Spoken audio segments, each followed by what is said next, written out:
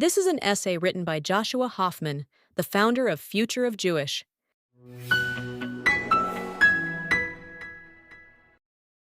In their righteous crusade for justice, the modern progressive movement borrowed much from Judaism, but left the Jews behind. It's an irony so thick you could cut it with a knife. Today's so-called progressive ideals, universal human dignity, moral responsibility, social justice, the relentless demand to improve the world, are deeply, unmistakably Jewish values. And yet, the very people who preach these principles, from university podiums and TikTok videos, increasingly target Jews as symbols of oppression, privilege, or colonialism. What they don't realize, or perhaps don't care to, is that they are standing on the shoulders of a tradition they now disdain. Long before progressive politics was an identity crisis, it was a covenant. Thousands of years ago, a small tribe of nomads declared that every human being is created b'tselem Elohim, in the image of God. This was radical. In a world where most cultures accepted hierarchy, slavery, and might makes right as natural law, the Jews introduced a disruptive idea that morality is not relative, but commanded. That power is not sacred, but accountable. That even kings must answer to a higher law. The Torah introduced labor rights. Do not oppress a hired worker. Animal welfare. Do not muzzle an ox while it is treading grain. Environmental protections. Give the land its Sabbath rest. And the first known system of welfare. Leave the corners of your field for the poor and the stranger. This wasn't just religion. It was a social revolution. The prophets of Israel, Amos, Isaiah, Micah, Jeremiah, weren't preaching fire and brimstone. They were condemning corruption, inequality, exploitation, and injustice. Their words ring out like they were written for today. Let justice roll down like waters. What does the Lord require of you but to do justice, love mercy, and walk humbly? Sound familiar? The Jewish influence didn't end with the Hebrew Bible. It ran through Christianity, through the Enlightenment, through the Civil Rights Movement, through the very conception of modern human rights. In fact, most of the moral framework that animates today's Western progressive thought is inseparable from Jewish intellectual and ethical DNA. Who championed labor rights? Jewish immigrants. Who marched with Dr. Martin Luther King Jr.? Jewish rabbis. Who helped found the American Civil Liberties Union? Jews. Who fought for women's rights, LGBTQ rights, refugee rights, and civil liberties? Over and over, Jews. But today's progressives have forgotten all of this. Or worse, they've rewritten it. They've decided that Judaism is no longer revolutionary, but reactionary. That Jews are no longer a historically oppressed people, but a convenient villain. That Israel, the Jewish people's ancestral and indigenous homeland, is a foreign colonizer. That Zionism is not liberation, but so-called white supremacy. This inversion isn't just false. It's theft. Progressives borrow Jewish ideals, justice, equality, compassion, responsibility, and strip them of their Jewish origin. They love the values, but resent the people who carried them for millennia. Judaism wasn't shaped by privilege. It was shaped by exile, by oppression, by a stubborn refusal to disappear. And yet, even in our darkest hours, we never abandoned the idea that the world could be better, that it must be better. That's where your so-called activism comes from. Jews were building ethical civilizations before most of the world could read.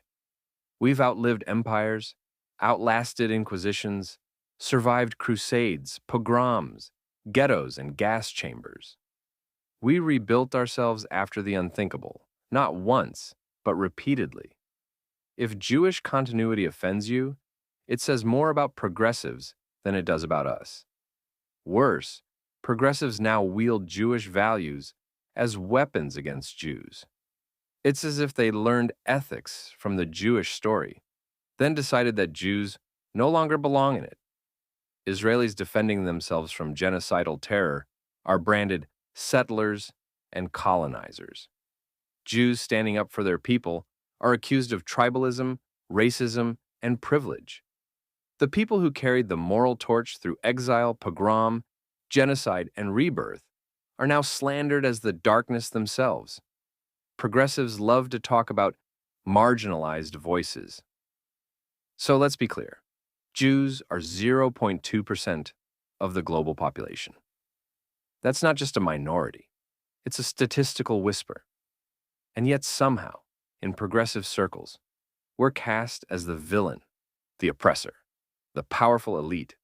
It takes mental gymnastics worthy of an Olympic medal to look at a people who face 2,000 years of persecution, exile, and genocide, and decide they're too privileged to deserve empathy. But here's the cruelest part. Jews are being attacked in the name of the very justice they helped birth. The people who gave the world its conscience are now told they have none. This is not just ignorant, it's a betrayal. It's the intellectual equivalent of burning down your parents' house after cashing their checks.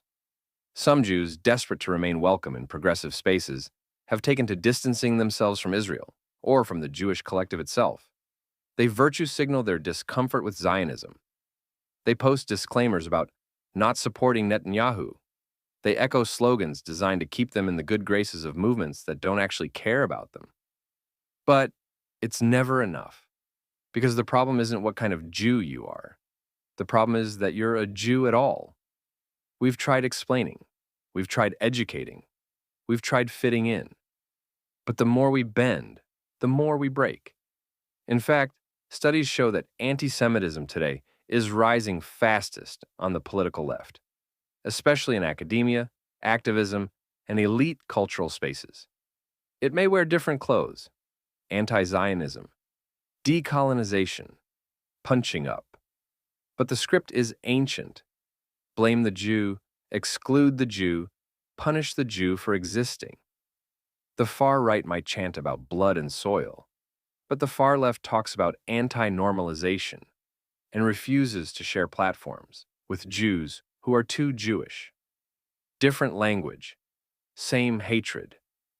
That is why it's time to stop apologizing for being who we are. It's time to stop diluting our identity to earn conditional love from movements that will drop us the moment we say something too Jewish, too Zionist, too proud. Judaism is not a buffet to be picked through for slogans and discarded for politics. You can't cherry-pick Jewish values while rejecting Jewish peoplehood and Jewish nationhood. You can't honor the prophets while vilifying their descendants. And you can't pretend to stand for justice while silencing Jewish pain. Modern progressives embrace identity until it's Jewish identity. They champion self-determination, cultural heritage, and indigenous rights, unless the group in question is the Jewish people. Then the rules change. Progressives love universalism, as long as Jews are the ones expected to be universal. Suddenly, pride in one's people becomes ethno-nationalism. Defending your community becomes tribalism. And having a homeland becomes colonialism. It's a wicked double standard. Every other group is encouraged to celebrate its story. But Jews are told our story makes others uncomfortable, especially if it includes survival, sovereignty, or strength. Progressives love to say they're standing up to power, but somehow they always seem to be punching down at the world's only Jewish state. Israel, a country 1 hour east to west and 5 hours north to south, surrounded by enemies who openly call for its destruction, is treated as the world's greatest oppressor. Where's the outrage over Iran's theocracy? Over Syria's genocide? Over Hamas's charter calling for the murder of Jews? It doesn't exist, because outrage isn't the point. Israel is. No other indigenous people are told their return home is illegitimate. No other liberal democracy is demonized for defending itself from terror. No other people are expected to endure slaughter without fighting back, lest they be accused of cruelty for surviving. Judaism doesn't need validation from progressivism.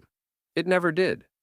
We were the original radicals, the first people to say that morality comes from principle, not power, the first to insist that the vulnerable deserve protection, the first to say that justice is holy and that every human life matters, not because of race, status, or political usefulness, but because of inherent dignity.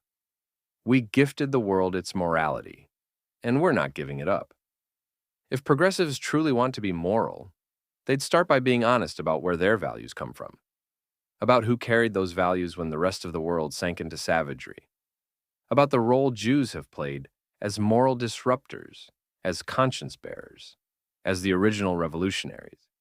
If you want to fight for justice, welcome. But don't try to do it while erasing the Jews. Because without Judaism, your justice has no roots, no memory, no soul, no right to call itself progressive. And if you're Jewish and you feel the ground shifting beneath you, you're not imagining it. Stand firm, be proud.